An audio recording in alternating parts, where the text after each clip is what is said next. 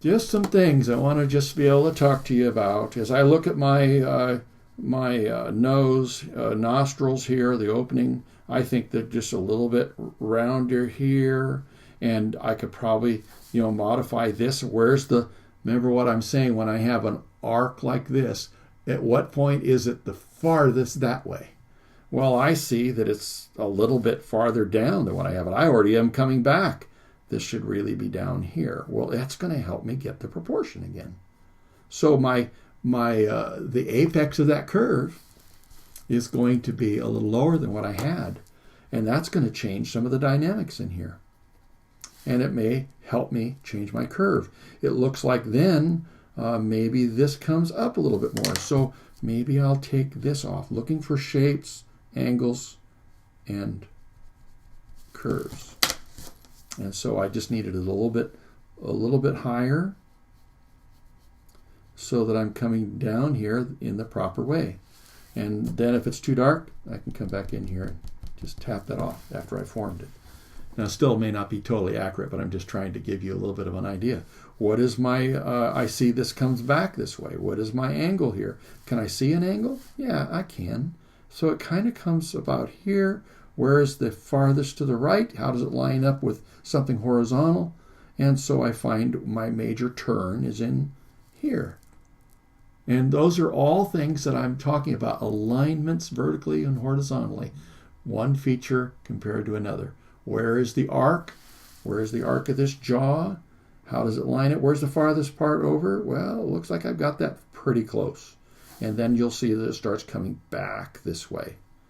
And then if I'm going to do this here and I want this to disappear behind, it is going to have to be a clean edge, and I'm going to have it a little bit darker, but maybe I need to just pull a little bit of value out of this so that I don't have to get too dark in that shadow and have it go flat. I know we're not at the place where we're going to have the ultimate depth in this drawing, but these are some of the things that you look at each point. Where's the turning point here? Remember what I've said before. We have something blocking our view, so I have to finish this.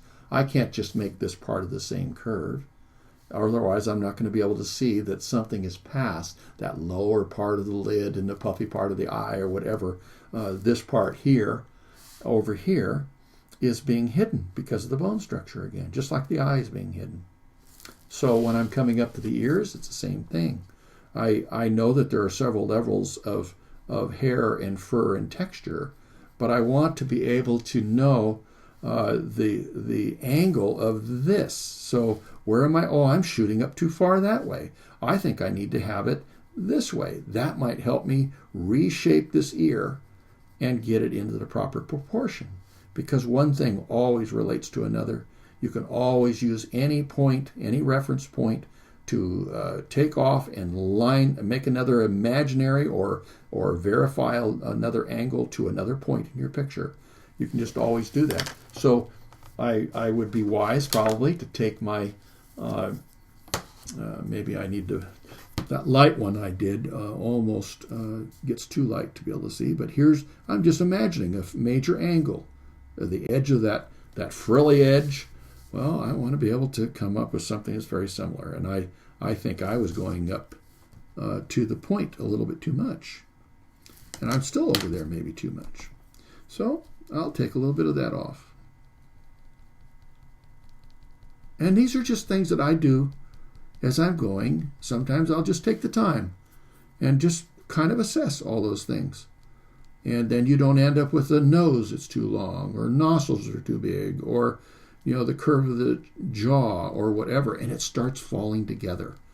And you don't even have to have every skill, to be able to see it all at once. You have these this checklist and these checkpoints that help you be able to decipher and to police yourself, so you don't have to wait until it's just a disaster or not work on it at all.